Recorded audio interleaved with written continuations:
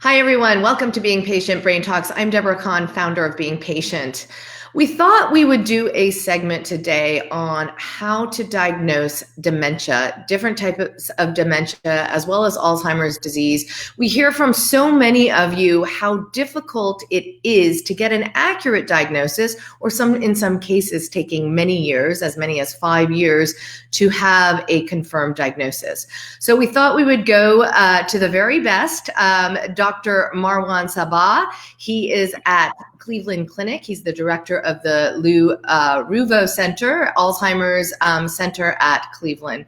Thanks so much, Marwan, for joining us. Thank you for having me, Deborah. It's good to see you. Okay, so there's no easy way to put it, so I'm just going to put it to you straight out there. Alzheimer's has been around for a very long time.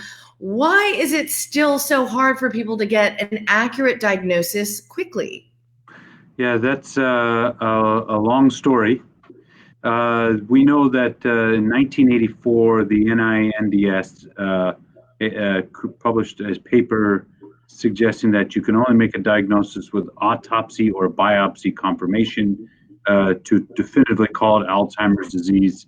Probable Alzheimer's disease was considered to be a clinical syndrome that was typical for Alzheimer's and no other cause identified, and then possible was considered to be other possible contributing causes.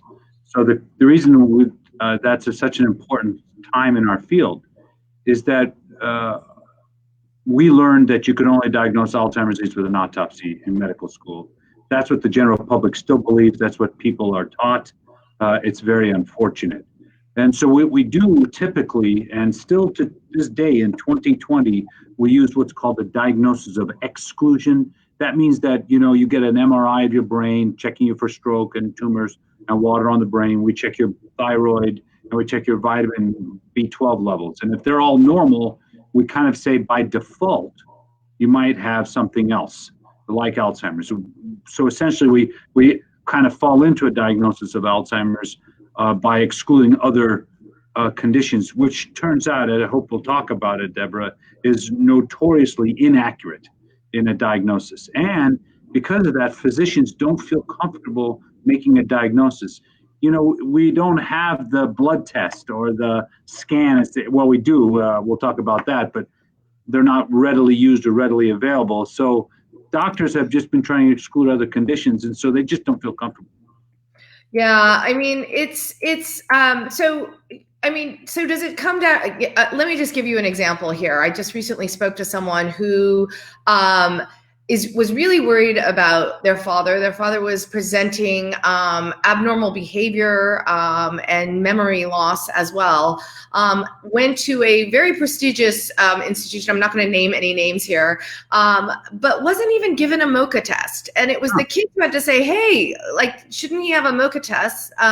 So why? Tell us what the right way. What are some of the first things? Okay, someone goes to a doctor experiencing memory loss. What are some of the first things that should happen? Yeah, so I am a subspecialist neurologist. My day job is taking care of people with Alzheimer's and other forms of dementia.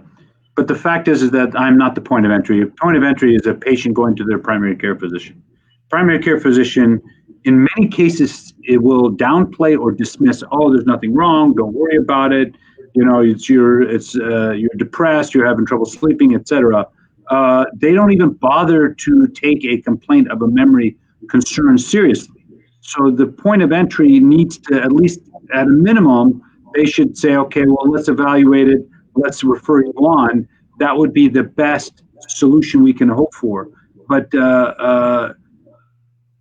we here at the Cleveland Clinic have been trying to re-engineer the whole diagnostic experience from start to finish, and we can discuss that. But the bottom line is that a physician should ask about what's the worry and how often is it occurring, and then go on to do at least a mini cog, MOCA, mini mental, something just to screen them to ensure that there's nothing serious going on.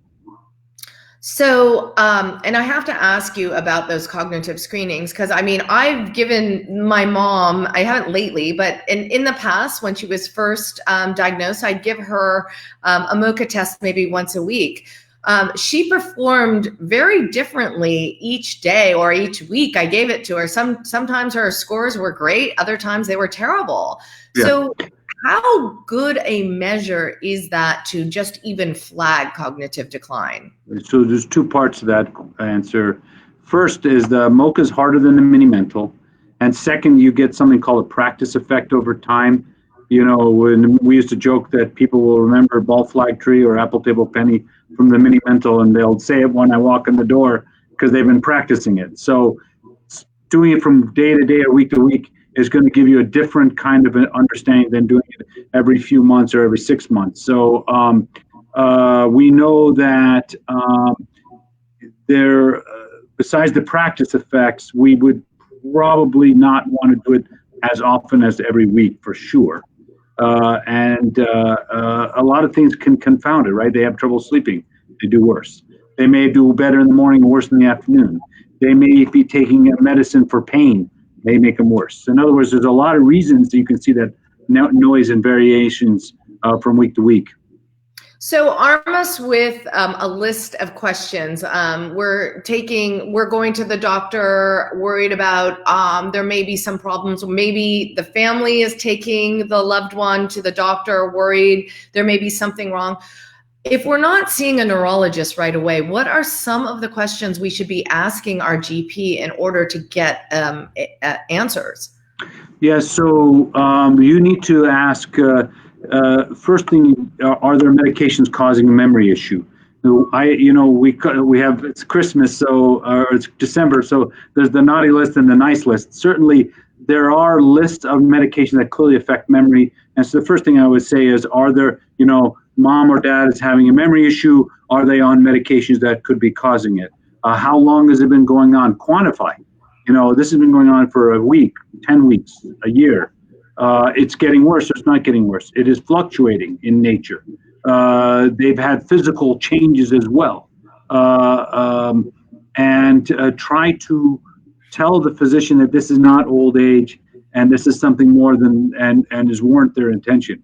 At a minimum, it should get them to say, okay, well, let's get it evaluated and then refer on. But you really need to come up with a story. It's kind of like back pain, like how long it's been going on, what caused it, what triggered it. You want to give them a story of how long it's been going on, is it getting worse, is it not getting worse, things like that. So, okay, tell us then how diagnostics are changing. We're hearing, and I know in Being Patient, we've covered several blood tests that look promising and close to coming to market, maybe a year or two away. 2 years. No, sooner. Oh, sooner. Okay. Tell us how far, okay, let's just take the blood test then. How far away are we from going to the doctors, getting our blood drawn and saying, yep, you have Alzheimer's? Yes, so I want you to know that Quest Diagnostics has already rolled out their own test with their own test code called 38350. We've tried it in our clinic at the Cleveland Clinic. I'm not sure how accurate it is. C2N, a company which is the spinoff of Washington University, announced this week that they have CLIA certification and they are now doing commercial testing. It is not covered by insurance yet, but it is a provable test. You can order it now. It's what's called the Plasma 42-40.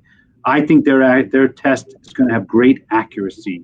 And the reason that's going to be so important is that you want to use it to exclude pathology, not include pathology. And I'll explain that in more detail. But the bottom line is it's not a year or two. It's actually starting to roll out as we speak. And so we might see a year from now. And so the idea is that a blood test like that, Deborah, would be like a PSA for a man. If it's elevated, it doesn't mean you absolutely have cancer. It just means there's something wrong. You need to go explore it. Or if the hemoglobin A1C for a diabetic is elevated, you should go check them for diabetes. It doesn't mean you absolutely have diabetes until they can prove it otherwise. But if the value becomes abnormal, you should say it's worthy of investigation. And what we really want to see is if the value is normal, you don't have the disease, hard stop. So I see it as a first-tier screening. Physicians feel much more comfortable on trying to look at a blood test and then render an opinion on a blood test than trying to divine what's going on clinically. So I think that's where I think physicians will really kind of feel much more comfortable. with. Okay, so but you've mentioned a couple of companies. There's quite a number of them who are right now developing blood tests. Are they all identifying the same thing, or are these different biomarkers within our blood that, could be indicative of dementia? Yeah. So the answer is that I think a lot of people are going to roll out the ratio of amyloid 42 to 40. I think that's the first gen blood test. What you're asking is, are we going to add p-tau, phosphorylated tau 181, or phosphorylated tau 217 to enhance the diagnostic accuracy? And the answer is probably yes. But the question is, are they going to do it right up front? And that is not very clear. But I do see that the amyloid 42 to 40 ratio is coming fairly soon, and I think over time we will see more and more tests added to that package. Marwan, what does this mean, though, to get diagnosed earlier or having a more definitive way like a blood test? I mean, I'm assuming we're going to still do the cognitive testing. However, something like a blood test, what does this all mean? I mean, there are some doctors who still believe you shouldn't tell the patient if they have Alzheimer's because it will only impact them psychologically and emotionally, and that might not be good. So what do you have to say to that? It breaks my heart and it annoys me greatly, and those doctors need to go do something else. It's as simple as that. That's like saying, don't tell the patient he has cancer because he's going to die. Well, he might die anyways. The bottom line is that I don't think withholding information is in the interest of the patient. So what I think is going to happen, though, is that a blood test may alert the doctor to do more and not dismiss things. So if they got a blood test, let's say the doctor's like, I'm skeptical, but I already blood tested and it's abnormal. Like, oh, maybe I need to evaluate it further. I think that first of all, physicians that do not feel comfortable. So a blood test or any test that would be available would improve their comfort level and confidence. But you need to understand that things work in parallel, because the other thing you hear, and I'm sure you hear it for all the wonderful work you've done, Deborah, is that physicians say, so why are we even bothering to do this? It's, there's nothing you can do about the patient anyways, which again, I strongly disagree with, and that would negate my day job, and I feel like I have a good day job. So I will say to you that that we see that physicians should make the diagnosis, should feel comfortable to making the diagnosis, should be comfortable telling patients about this, because it's a journey. It's not like a patient walks in the door, I just say, you have Alzheimer's, see you later. We're going to get them through this to reduce their suffering, reduce the caregiver burden, improve their quality of life, retain what they have. And then when we see the monoclonal antibodies or other disease-modifying treatments, we can see the possibility of meaningful changes in their outcomes. So I just strongly disagree with the idea that we shouldn't diagnose this disease.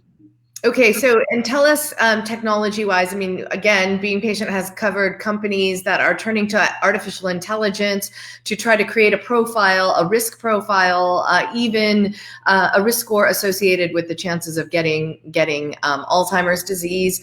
What is there anything out there other than the blood test that excites you in terms of diagnostics? Yeah, so I think that the blood test contextually needs to be done in a re-engineering of the entire patient experience, Deborah. I think that the way we go about this is we come up with and I published this in paper in 2017, you come up with a structured interview, which includes some questionnaires, which are informant-based. And then you do what's called an aggregate risk analysis based on the Kivipelto-Cady score. Then you do the bedside mini-mental MoCA assessment. Then you do the physical neuro exam, then you do the blood test, including a plasma test. I'm a big fan of ApoE. I sit very clearly in the minority on that topic, so I'm not going to drive down that road because most people disagree with me on that. And then I would apply the International Working Group criteria. I can tell you, Deborah, that we can get to the clinical diagnosis accuracy right now is only 70-75%, which means we're wrong 1 out of 4 times, outright wrong. And the study after study after study shows this. So we can actually, with biomarkers, get that accuracy above 90% without having to, massively increase the cost of evaluation. So I think that's a win and can be achieved right away.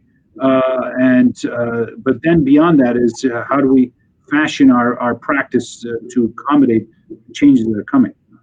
Yeah, I mean, that's like the misdiagnosis. It sounds to me that what you're saying is we need to retrain the medical profession. It's not the patients, right? It's not the people coming in saying, wait, there is something wrong. It's the answers they're getting from the professionals. And maybe the standardization of, but is it possible that dementia is a tricky one? I mean, we know there's a lot of different types of dementia. Yeah. So, an expert who may be able to diagnose Alzheimer's may not be able to diagnose Lewy body, for example. Right. So what's happening in terms of misdiagnosis of different types of dementia? So misdiagnosis is very common. I will tell you that even in our clinic, we disagree with the referring diagnosis up to 90% of the time. I expect the misdiagnosis is occurring. I will say to you, Deborah, that there's a whole bunch of highly validated, structured, informant-based questionnaires that are available. There's the Jim Galvin Lewy Body Dementia Rating Scale. It's a very Lewy Body Clinical Dementia Rating Scale. Very, very good instrument. There's similar kinds of instruments for frontotemporal dementia. So we do have screening tools that are useful and could be used to improve the diagnosis. Not perfect, but better than the average. And I remember having residents from primary care rotate through my clinics in the past. And you could tell they were in their last year of residence and they were just there because they had to check the box. And they had one day with me and they're like, yeah, I know this. You don't need to tell me anything I don't know. And by the end of the day, they're like, oh crap, I didn't know any of this stuff. How was I supposed to know this? When in fact, primary care, Deborah, 20% of primary care is neurology, okay, and neurologically based. And the number one place that patients go to get evaluated for memory issues is the primary care physician. And they're getting, out of 36 months, they're getting 1 day, if that, of training in this field. They're just frankly undertrained, and we're trying to re-engineer whole massive systems of healthcare based on physicians that just don't have the proper training. Yeah, it's interesting. And, it goes with my gut of really listening to patients and their families because they know the person the best, right? I mean, it's harder for, and in fact, we just got a great comment by Chris Boyce, who said, he went to Cleveland today for a memory test. But when it comes to CTE, which he's obviously been diagnosed with, the doctor told me not enough research is available on CTE. This is exemplifying exactly what you're talking about, right? Mm-hmm. And so,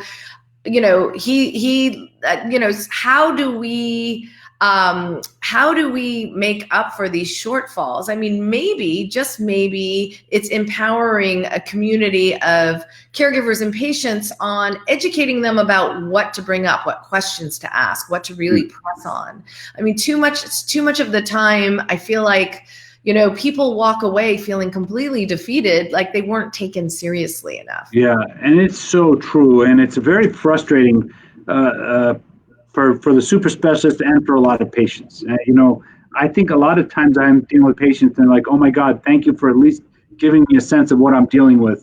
It's not always great news, but at least they know what they're up against and they can have some way forward. I want to say to you that I am a big fan of re-engineering the whole patient experience with a protocol-driven world, meaning that instead of trying to leave it up to doctors to figure it out for themselves, hand them the protocol and say, this is how you're going to do it. And the reason I say that, doctors actually like that kind of thing. They have protocols on how to manage blood pressure and cholesterol and diabetes and osteoporosis and et cetera, et cetera, et cetera. So why not just create a memory protocol for them to follow? I remember 25 years ago when, the idea that you would give this clot buster TPA for stroke was a way crazy idea, and now it's standard practice. You have a stroke, you get the clot buster drug, and it's because they created protocols to say, doctor, this is how you do it. So what I'm saying is the way forward, at least on the medical side, is protocols. On the patient side, I would say to you, look it up, create checklists. There are a lot of warning signs. You could actually create a checklist, say, yep, dad's doing this, yes, dad's doing that, et cetera, et cetera, et cetera. And then say, doctor, in fact, we are actually been talking about doing a lot of these screening before they ever come in to see us. So by the time they walk in the door, a lot of companies and a lot of places online I would have a report of what the patient's already experiencing by the time they go and see me. And that's being developed as we speak by many groups in the country. So I would say to you that that's the way physicians is the patient would have checklists of like, yes, this is the scores, this is what he's experiencing, and that would take away the guessing. What are some of the, I mean, you see so many patients. What are some of the more common early signs that you see people coming to you with? Like when they're first getting to you, what are they saying? What are some of the, we had such a demand around these kinds of questions that actually created our own screening tool, published, copyrighted, available online. It's called the Alzheimer questionnaire. We prefer it to be administered by an informant, or answered by an informant. But basically, and it tells you, are you doing this? Are you repeating yourself? Are you getting lost? And it has a list of 26 questions. I think 26 questions or 22 questions, something like that. And then if they're above a certain score, we know that there's something wrong. And if they're below a certain score, we can say, don't worry about it. So what I'm saying is that those questionnaires exist. There are 3 of these kinds of instruments. One is called the AQ, as I said, the AD8, Alzheimer's disease 8 questions, and the IQ code. But these are things you could actually do yourself, going into the doctor saying, well, gee, I am doing this, or my dad is doing this, or my mom is doing this. And they go through the list. And I would say those are available. And so you could create those lists without having to have physicians guess. So on an AD8, if the patient's family member has Alzheimer's and they're scoring 8 out of 8, that's pretty problematic. So, and we have a question that has asked, is cognitive screening part of primary care clinic visits? Well, It should be, but it's not, is it? It is not, and it's a problem. It's a problem because the United States Preventive Task Force had the chance to weigh in on this, and they weighed in on it twice, and they said they do not endorse routine screening of cognitive impairment as part of the annual Medicare primary care visit. It's a disaster, Deborah. It's Why? a disaster. Look, you're getting screened for colon cancer, you're getting screened for diabetes, you're getting screened for osteoporosis. Why aren't you being screened for memory issues? So the short answer is it the screening part of the primary care clinic visit? The answer is no, but it should be.